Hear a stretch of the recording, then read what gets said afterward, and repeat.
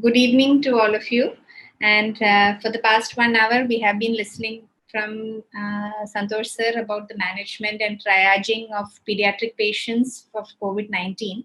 Now, I'll be discussing about what is different in the management of a neonate who is suspected or confirmed to have COVID-19 infection. So these are the guidelines that have been prepared. And as you know, the pandemic is evolving constantly, and so are we. We are learning with each and every phase and wave of the pandemic. And what we have been seeing is in the first wave, our newborn babies were relatively unaffected, and we didn't have, even though we did have a large number of cases, they were not causing much problems. In the second wave, we are having more and more mothers, maternal infections, more and more mothers becoming sick during COVID, which we didn't see much in the first infection. And neonatal infections are also being seen, but we are not seeing it to the extent of pediatric cases. Now, we don't know what is in store for us in the next COVID, whether our newborns are going to be affected more and how. So it is always better to be prepared. So when do you suspect a newborn to be having a COVID-19 infection? So a baby who is born to a mother with a COVID-19 infection, which is diagnosed 2 weeks prior to delivery or after within 1 month of delivery, that is the neonatal period. So a mother with a active COVID infection 2 weeks or 14 days prior to delivery or 28 days after delivery, or postnatally if the baby is in close contact with other family members, caregivers, or even medical personnel who have a confirmed COVID-19 infection. So right from the labor room, how do we start the management? We know there are all hospitals are now well equipped with separate labor rooms and operation theaters to manage COVID positive or suspect patients, and continuous fetal monitoring as would be the norm in any other labor room. And there is no evidence that favors one form of mode of delivery like cesarean section over normal delivery in case of COVID-19. It would be as per the obstetric indication. The resuscitation area for the neonate should be away from the delivery area. Ideally, just if you have a facility for a room just adjacent to the delivery room, or if it is not possible, even in the same delivery area, there should be at least 2 meters or 6 feet difference between the area of resuscitation where the warmer is kept and the delivery cot. And if possible, a curtain can be used between the two to minimize the opportunities for close contact. All the resuscitation kit equipment that you would require, separate sets are to be kept ready in the delivery room for resuscitation of the baby. And the personnel who is going to attend the delivery should don all the personal protective equipment and follow all respiratory and contact precautions. Neonatal resuscitation should follow standard guidelines. There is no change, but aerosol generating procedures should be limited. Unnecessary routine suctioning should be avoided, and all other resuscitation protocols are the same. The baby should be transported, ideally if a transport incubator is available, in the transport incubator. If not, you can use the baby bassinet and cover it with a plastic cling wrap so that some sort of isolation is created. And after the baby has been transported, it can be cleaned as per standard disinfection protocol. Now, coming to the baby management, after the baby is born, if the baby is stable and is born to a mother with only a suspect infection, the mother and baby can be kept together in the separate isolation area and breastfeeding can be continued. Now, if the mother is having a confirmed COVID-19 infection and the mother is asymptomatic, there is no need to separate the mother from the baby and they can be in the same room. If the mother can use all droplet and contact precautions and use an N95 mask, and another caregiver who is asymptomatic and healthy can be used to help with the care of the baby. If the mother is sick or unwell, the baby is kept and the baby is well, baby is not having any symptoms, baby can be kept along with a healthy caregiver. Now, what the definition of healthy caregiver is any person who is less than 60 years, not having any of the described comorbidities. But what we practically see is getting such a healthy caregiver in most situations is not possible. So when the mother is affected, usually the whole family is also affected. So many times this is one practical difficulty, is getting a healthy caregiver to care for the baby in a separate isolation area. Now, if both the mother and baby are sick, the mother would be, of course, in the intensive care area. The baby should be shifted to a dedicated neonatal or pediatric COVID ICU or nursery. And all these babies should have close monitoring and early involvement of appropriate personnel whenever required. Now, coming to breastfeeding, so far we have the evidence of transmission of the COVID virus through breast milk has not been established, and of course, the many properties of breast milk, the anti-infective properties, are much more. So, the benefits of breastfeeding far outweigh any supposed potential risks of transmission of the virus.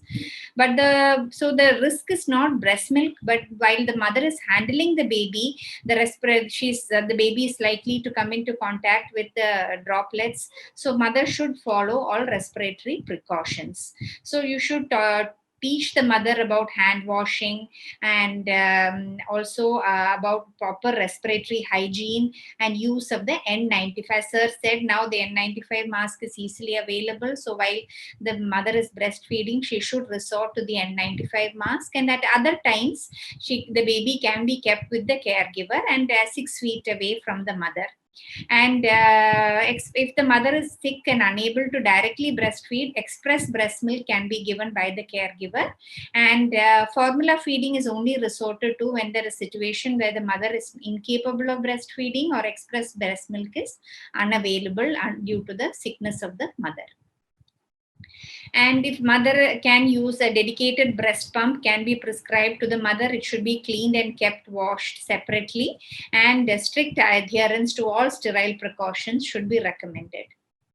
Hand and respiratory hygiene, daily cleaning and disinfection of the breast pump or the gokarnam or whatever is used for feeding, and personal protective equipment for all the healthcare staff, and all breastfeeding counseling. So breastfeeding should be promoted, and we should allay their fears and tell them that breast milk is not a source of infection, and breastfeeding may be actually protective of the baby because of the anti-infective properties. And but you should at the meantime counsel them and tell them that respiratory precautions, wearing of the mask, and proper hand hygiene should be followed at all times while handling the baby. Now, when do you test the baby? The ideal time for testing, that has various protocols have given different times, but most of them agree that in the immediate neonatal period, if the baby is born to a COVID positive mother, the baby should be tested by a nasopharyngeal swab taken about 24 to 48 hours after birth. This is to look for any vertical transmission. Most of the studies have shown very less rates of vertical transmission. Some studies quote around 2 to 3% risk, but most of the babies have, even if tested positive, are having mild infection or are asymptomatic. The method of taking the nasopharyngeal swab is the same as for the pediatric patient, and you insert the swab to the nostril. It should reach a depth roughly equivalent to the distance from the nose to the ear, and you leave it for a few seconds and rotate it and slowly remove the swab. In very sick babies who require mechanical ventilation and intubation, tracheal aspirates are also used for sending for PCR testing. Otherwise, it is routinely the nasopharyngeal swab taken from both the nostrils. And the best time to do it is 24 to 48 hours after delivery. Now, what do you do once the test result comes? If the test result has come as positive and the baby is sick, of course, you would separate the baby and immediately admit the baby to the designated COVID pediatric or neonatal ICU. And if the test is positive, but the baby is not having any symptoms, there is no problem in keeping the baby along with the mother or healthy caretaker, provided the baby can be monitored and you look for any signs and symptoms. If the test is negative, again, if the mother is not symptomatic or there is a healthy caregiver available, then you can send the baby and follow all respiratory precautions by the mother. Is there any need for routine retesting? If the first test is positive and the baby is not very symptomatic, no. As for any other guidelines, routine retesting is not required, and they can be sent home for home quarantine from about 17 days from the test positivity rate. If the test is negative, is there any need to repeat it? Because we are doing the test quite early and at 24 to 48 hours. There is a possibility that the baby may turn positive later on. And some guidelines are talking about repeat retesting. But because of logistic reasons, what we have decided to use is repeat testing. If the initial test is negative, we do a repeat test only if the baby becomes showing any signs and symptoms which are suggestive of COVID, or if the baby has to be due to some unforeseen reason, you need to shift the baby due to some space shortage to another common area. Then or for some testing, the baby has to be shifted and baby is still in that first quarantine period, then one more negative testing between 7 to 14 days is required before you shift this baby born to a positive mother to another common area. So only for those two reasons. So if the baby's initial test is negative, we retest only if the baby becomes or shows any signs and symptoms consistent with COVID, or the baby has to be shifted to a common area. Then after 1 week, we will do one more testing. Other than that, routine retesting is not being done. Now, suppose the baby was in a common area and we have had this situation in the maternal ward, the mother becomes positive. So all the other mothers in that ward or room are again at risk of becoming positive. So at that time, what we do is in that isolation area, we do not routinely test unless the babies are symptomatic, but I'll ask that all those babies and mothers in that area should be kept under isolation. It can be in the hospital, or even if they are not symptomatic, they can be asked to go home and report back if there are any signs and symptoms. So this is a common scenario we face in common areas. We have mothers or becoming, or other caretakers becoming positive, then all those other babies who are kept in that area are also at risk of infection. So how do you confirm? We already said a confirmed diagnosis of a neonatal COVID-19 infection, you require a positive swab result by RT-PCR. And when do you suspect? If there are any clinical symptoms in neonates are wide and varied, you may not get the classical symptoms that you see in the pediatric or adult age group. They can present with poor feeding, they can present with lethargy, temperature instability, some fast breathing, apneas in preterm babies, or even we have heard of seizures. So signs and symptoms may not be that of classic, but if any feeling of unwellness or the baby is lethargic, not active, not feeding, then it could be a suspicion if the baby has been exposed to a COVID-19 patient. And X-ray findings showing the classical ground glass or multilobar areas of consolidation or opacity, or any other family member turning positive with a confirmed infection, there is a reason to suspect a COVID infection in the neonate as well. So if the baby is symptomatic and is lab confirmed, they have to be a designated ICU, pediatric or neonatal to keep these babies. Ideally, a single patient room or negative pressure room is what is preferred to reduce the error, especially if you're doing aerosolization procedures. But may not be easily available at all centers. So we will keep all these babies in a separate ICU and cohort them and keep a 6 feet difference apart between their radiant warmers or incubators. And if the facility for negative pressure is not available, at least a room with a few exhaust fans, 4 exhaust fans to let the air out of the room can be used. Central air conditioning, of course, should be avoided. So dedicated pediatrician and nursing staff to take care of these babies should be assigned and all personal protection equipment should be provided. Now, routinely for newborn babies, no need for any investigation if the baby is asymptomatic. If they have any mild symptoms, we would do the routine blood counts and the CRP testing and LFT, and also chest x-ray and blood gas if there are any respiratory symptoms. Now, coming to, as we said, this whether this MISC-N or newborn MISC is not yet a well-described entity, but there have been case reports of babies becoming sick. So even we had to face 2 sick neonates last month. And so in such a case, on a case-to-case basis, the second tier investigations like we do for pediatrics can be sent. But these are not routinely recommended, and all existing NICU protocols are to be followed. So luckily till now, the number of sick babies that we've had to face in SAP due to newborns are only 2, which we had to face. Respiratory support is as for the pediatric age group. We would like to restrict aerosolizing procedures like suction and open suction and nebulization. If the child is having worsening respiratory distress, we would intubate, and closed suction would be preferred. And for babies with mild respiratory distress, you can use an oxy hood with the port closed, or low flow nasal prongs with a flow less than 2 liters, or even CPAP. High flow systems like NIPPV are best avoided, or you can even use a high flow nasal cannula if it is available. And now, coming to medications, there have been not any studies on what are the recommended medications for COVID in neonates. So all those what we have been talking about, antivirals and steroids, are not routinely recommended.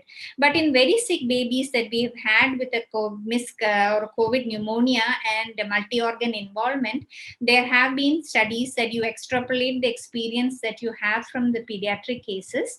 And in such cases, only isolated case reports, so not routinely recommended, where you may try IVIG or steroids after the initial phase of viremia. And the recommended doses in such cases, when you're facing a very sick neonate with multi-organ involvement, myocardial involvement, or severe COVID pneumonia, there can be tried IVIG or steroids. Dexamethasone is what is usually described, and preterms hydrocortisone.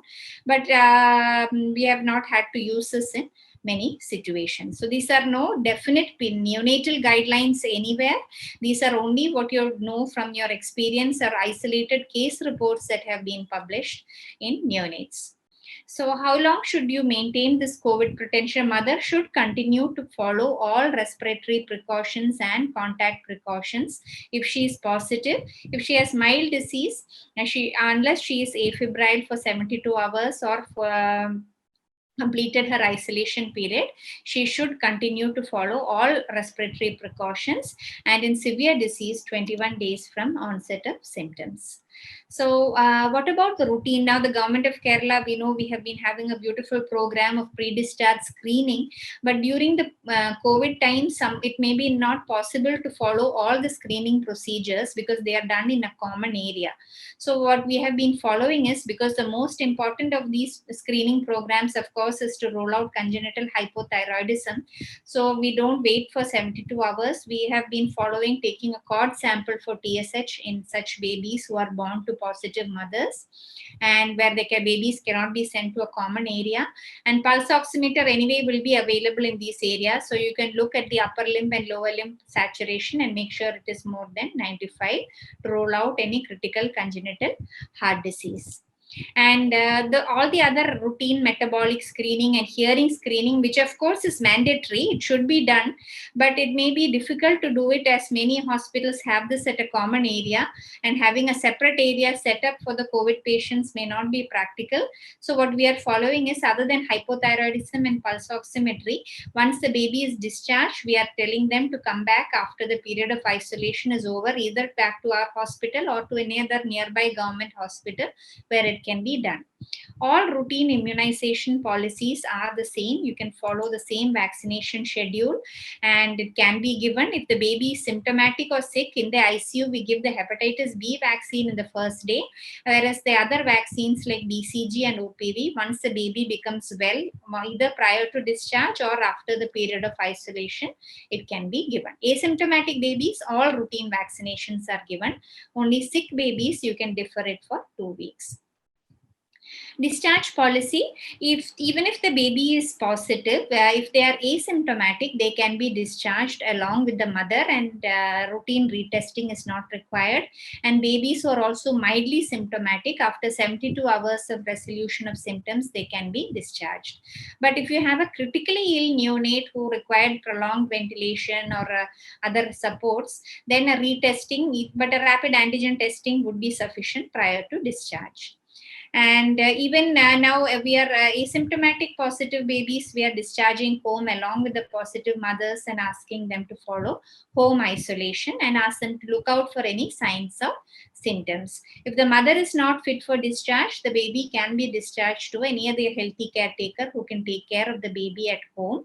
But you have to ensure that feeding is well established, and sometimes there may be, if you're discharging too early, you might miss out on looking out for jaundice. So if there is any blood group incompatibility and there is a risk, then you have to make sure that you have ruled out jaundice, and you can tell them what all to look out, what are the danger signs. So if they take the baby for home isolation, tell them if at any point the baby is lethargic, not feeding well, not active, or is having fast breathing or any apneic episode, then immediately they should come back. And it would be good if we can give them a telephonic number for follow-up or to contact us, or at least a nearby place where they can go in case any doubt clearing is required. So that is all. And if there are any doubts, I can take them. This is what we have been following in our hospital.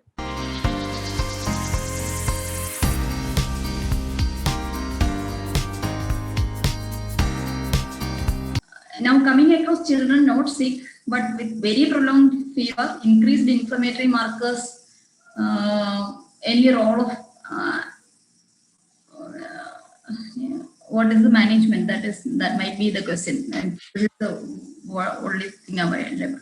Santosh sir undo. Santosh sir. That is actually given in protocol. That is in a moderate case or a mild case where in a moderate case where the hypoxia is persisting beyond 5 days or the fever is persisting beyond 7 days, you are allowed to use steroids even without your D-dimer and all. The reason why that freedom is given is, suppose you take D-dimer, it may not be high enough to qualify for hyperinflammation. Maybe in another 2 days it will become high enough.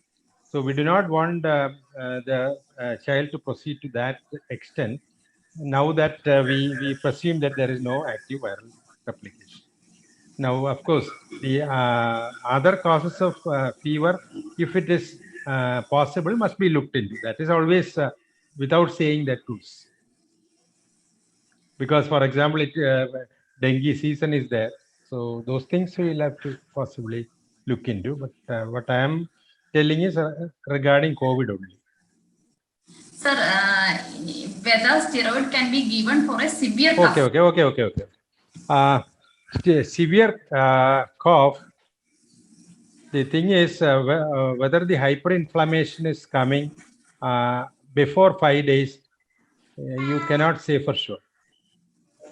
So the natural history, the typical natural history is after 5 to 7 days. But sometimes it can happen before 7 days or 5 days also. And as far as child is concerned, you have a significant overlap of reactive airway disease also.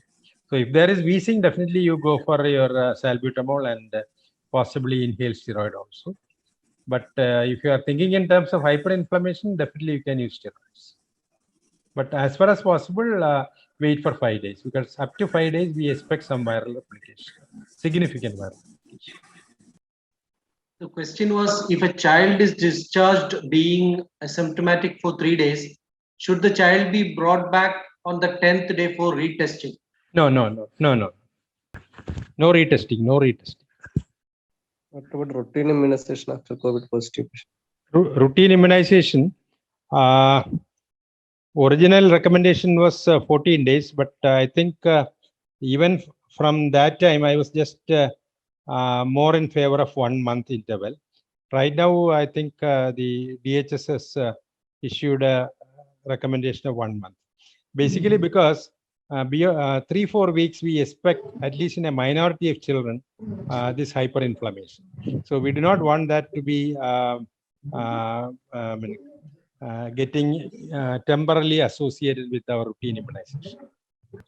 Sir, moderate category symptoms beyond 5 to 7 days എന്നുള്ളത് ഒന്നുകൂടെ ഒന്ന് explain ചെയ്യാവോ? അതിൻ്റെ fever ആണോ? നേരത്തെ പറഞ്ഞ ഒരു കാര്യം, ഒരു ക്ലാരിഫിക്കേഷൻ വേണമായിരുന്നു. ഫീവർ ആണോ? ഫീവർ കോഫും അതും ഒരു 5 to 7 days ആണോ ഉദ്ദേശിച്ചത്? 5 days കഴിഞ്ഞിട്ട് നമുക്ക് ഓക്സിജൻ എടുത്തു കഴിഞ്ഞാൽ 94-ന് താഴെ പോവുകയാണെങ്കിൽ അത് നമുക്ക് അടുത്ത ലെവലിലോട്ട് പോകേണ്ട ഒരെണ്ണമാണ്. സെക്കൻഡ് തിങ്, പനി 7 days. 7 days കഴിഞ്ഞ് പെർസിസ്റ്റ് ചെയ്യുകയാണെങ്കിൽ അടുത്ത ലെവൽ. ഈ അടുത്ത ലെവൽ എന്ന് വെച്ച് കഴിഞ്ഞാൽ നമ്മൾ എപ്പോഴും ഡിസ്ട്രിക്റ്റിലോട്ട് വിടണം എന്നില്ല. You are free to actually try steroid at that particular point of time. Okay sir. നമുക്കിപ്പോൾ റീസെന്റ് ഒരു 7-month-old ബേബി ഉണ്ടായിരുന്നു. അപ്പം ഒരു 5 days-ലാണ് അഡ്മിറ്റഡ് ആയത്. അന്നത്തെ ഇൻവെസ്റ്റിഗേഷൻസ് നോർമൽ ആയിരുന്നു. ആഫ്റ്റർ 2 days ബേബി ബിക്കെയിം ഒരു 101 ഫീവർ ഡെവലപ്പ് ചെയ്തു. അന്ന് നമ്മൾ ടെസ്റ്റ് ചെയ്തപ്പോഴത്തേക്ക് ഇൻഫ്ലമേറ്ററി പാരാമീറ്റേഴ്സ് ഒക്കെ റൈസ് ചെയ്തിട്ടുണ്ട്. അപ്പൊ അത് ഞങ്ങൾ മെഡിക്കൽ കോളേജിലേക്ക് റെഫർ ചെയ്തു. അപ്പൊ അവിടെ അത് മിസ്ക് ആയിട്ടാണ് അവർ, കാരണം അവിടെ ചെന്ന് LDH ഒക്കെ ചെയ്തു, അത് റേസ്ഡ് ആണെന്ന് പറഞ്ഞു. അപ്പൊ നമുക്കെന്ന് വെച്ചാൽ 5 to 7 days കണ്ടപ്പോ അതാണ് ചോദിച്ചത് സാറേ, ഫീവറും നമുക്ക് അങ്ങനെ തന്നെ എടുക്കാമോന്ന്? അല്ല, generally I mean as A protocol പനി 7 ദിവസവും ഹൈപ്പോക്സി 5 ദിവസവുമാണ് നമ്മൾ പറയുന്നത്. ഓക്കെ. അപ്പൊ നമുക്ക് സ്റ്റിറോയിഡ്സ് നമ്മുടെ ലെവലിലും സ്റ്റാർട്ട് ചെയ്യുന്നതിന് കുറ്റമൊന്നുമില്ല. സാറേ, അപ്പൊ ഞാൻ ഒരു കാർഡിയക് ഇൻവോൾവ്മെന്റ് നമ്മൾ റൂൾ ഔട്ട് ചെയ്തിട്ടേ നമ്മുടെ ഒരു പെരിഫറൽ സെന്റർ ആവും. ഇപ്പം കാർഡിയക് ഇൻവോൾവ്മെന്റ് നമ്മൾ റൂൾ ഔട്ട് ചെയ്തില്ലെങ്കിൽ പിന്നെ ഒരു പ്രോബ്ലത്തിന് ചാൻസ് ഉണ്ടോ ഇപ്പൊ ഇങ്ങനെ ഒരു കേസിൽ നമ്മളിപ്പോ ഡ്രോപ്പ് ചെയ്യാം? അല്ല, cardiac involvement day 5 or 7 less likely ആണ്. നമ്മുടെ ആ ഒരു മിസ്കിലോട്ട് പോകുമ്പോഴാണ് കാർഡിയക് ഇൻവോൾവ്മെന്റ് സാധ്യത. പക്ഷെ എന്നാലും വന്നുകൂടായികയില്ല. പക്ഷെ വന്നാൽ തന്നെയും the management is not much different. പക്ഷെ ഇപ്പൊ ഡ്യൂറേഷൻ ഓഫ് സ്റ്റിറോയിഡ്സ് നമ്മൾ അതിനനുസരിച്ച് ഡിസൈഡ് ചെയ്യേണ്ടി വരില്ലേ? അല്ല, അത് കാർഡിയക് ഇൻവോൾവ്മെന്റ് ഇപ്പോൾ ഈവൻ മിസ്ക് പോലും ഒരു ഇന്റർവെൻഷനും കൊടുക്കാത്തവരും ഇംപ്രൂവ് ചെയ്ത് പോകുന്നുണ്ട് without intervention also. So it is ഒരു എന്താ പറയുക, ഒരു സ്പെക്ട്രമാണ്. ആ സ്പെക്ട്രത്തിന്റെ ലെഫ്റ്റ് മോസ്റ്റ് എൻഡിലുള്ളവർ ആക്ച്വലി നമ്മുടെ കുറച്ച് ദിവസം സ്റ്റീറോയിഡ് കൊടുത്താലും അല്ലെങ്കിൽ സ്റ്റീറോയിഡ് കൊടുത്തില്ലെങ്കിൽ തന്നെ ചിലപ്പോൾ ബെറ്റർ ആയിട്ട് അങ്ങ് പോകും. അതേസമയം അവൻ വേഴ്സ് ആവുകയാണെങ്കിൽ naturally he will get the escalated dose steroid or IVIG or whatever. Okay. Thank you sir. ഇപ്പൊ ഡ്രോപ്പ് ടി ചെയ്യുന്നത് നമ്മൾ ഇൻഡിക്കേറ്റഡ് ആണോ? അല്ല, അത് നമ്മൾ തൽക്കാലം അത് ടെർഷ്യറി കെയറിലാണ് പറയുന്നത്. Okay, thank you sir. Thank you. All the recommendations now are coming are that the third wave is going to be, I mean, the higher predominancy of children being affected in it. On what basis is this presumption arrived, and what have we seen this anywhere else except in our country? Actually, it is not seen anywhere, including our country. The thing is, the assumption is, in a country where the adult population is fully vaccinated, if a wave comes, naturally the children will be affected because they are not getting immunized, and in addition, they are right now not going to school, and once they are going to school, they are going to get exposed to themselves. So because of this assumption, the projected third wave predominant children comes. So in that case, we have two factors which are not correlating. One is that since long we don't have the schools open, and we don't expect it in the near future. That is one. Second thing is that we have had children who were unvaccinated even in the first wave and second wave. So shouldn't it have been there also? Why is it that it is not there. So how do we No. predict it? Actually, children, these virus binds to ACE receptors, right, which is not well developed in child. So if the virus has got an option between a child and an adult, it will always prefer an adult because it is easier for them to attach there. Suppose adults are not available, naturally children will be getting affected, but less number and less severe. Absolute numbers will be less as compared to absolute number of adults. If a child is discharged being asymptomatic for 3 days, shall the child be brought back on the day 10 for testing? No test. Can you please repeat about BCG, hepatitis B, OPV timing? That was the question to Madam Radhika, Madam. Dr. Radhika? It is all based on logistics. Hepatitis B, anyway, we have to give in the first 24 hours. That is our national policy, and there is no contraindication. If there is any problem in giving the BCG and OPV in a sick baby who needs isolation, where we are asking them to come back after the isolation period, after 2 weeks, to get the BCG and OPV. Otherwise, routine hepatitis B vaccination is anyway done in 24 hours, and then we would complete all vaccinations prior to discharge if feasible. Only in a sick neonate or a baby who is symptomatic, we wait for 2 weeks. That is what is recommended.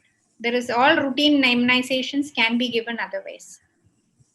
Okay, that is the next question, routine immunization after COVID infection. So that I think sir has said 4 weeks gap. If short course steroids won't cause immunosuppression, why they say it should be given in viremic phase? Santosh sir. No, in viremic phase also, steroid will not be harmful, but it is not useful. See, when it is not useful, then there is no point in using. So in viremic phase, steroid use will not help by immunosuppression. But if you want a minor that was why we were using hydroxychloroquine to start with. Hydroxychloroquine is a mild immunomodulator. So much so, suppose you started early, by 5 days, it will not do anything for the viral replication, but your immune system gets modulated that you do not go overboard. So within 5 days, steroids are unlikely to be useful, and that's why we are not using it. Sir, will viremic phase be prolonged due to use of steroids during that phase? It could prolong, but generally it gets prolonged if you have a underlying immune suppression rather than steroid, because steroid 2-3 days it is unlikely to produce immune suppression to the extent of prolonging viremia. And that is exactly the reason why we are giving it in meningitis. This is a question to Radhika Madam. If a mother who was COVID positive like to come to NICU for caring for her preterm baby or baby requiring NICU care for some more time, when can we permit her for the same? Can we do a RAT and permit her, or should her isolation period be over? So that is one problem that we are facing now, because our NICUs were earlier very mother friendly and we were involving them in all the care of preterm babies, skin to skin care. But we have had mothers becoming positive. So we will have to, most NICUs are now restricting their policy. Anyway, a positive mother cannot come to the NICU until after her isolation period is over. And even though routine testing after required, but if the mother has to visit the baby in the NICU, we insist on a test, negative test before she comes into the NICU. Otherwise, we are not asking for routine testing. Is that right, Santosh sir? Any changes? Yeah, that is okay for NICU, but in the ward or in their room, baby is allowed along with the mother.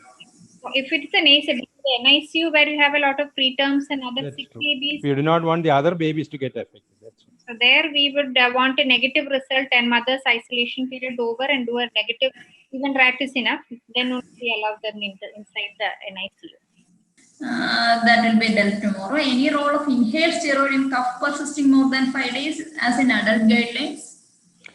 As a guideline, it has not come in pediatrics, but there is actually no harm in trying that. Why in guideline we are recommending systemic steroid whenever steroid is indicated, because the inflammation is systemic, not local, and that is the reason why we are recommending systemic. But in a child who has got a good component of reactive airway, this local steroid definitely will have a place. Time interval between COVID vaccine and routine vaccine. This is for a person going abroad. Anyway, approval വന്നിട്ടില്ല. Okay. Can we attribute SIDS to COVID in a newborn to post-COVID mother? We have not encountered any increased in SIDS that is attributed to COVID. I have not seen anywhere any report of increased SIDS, sudden infant death syndrome.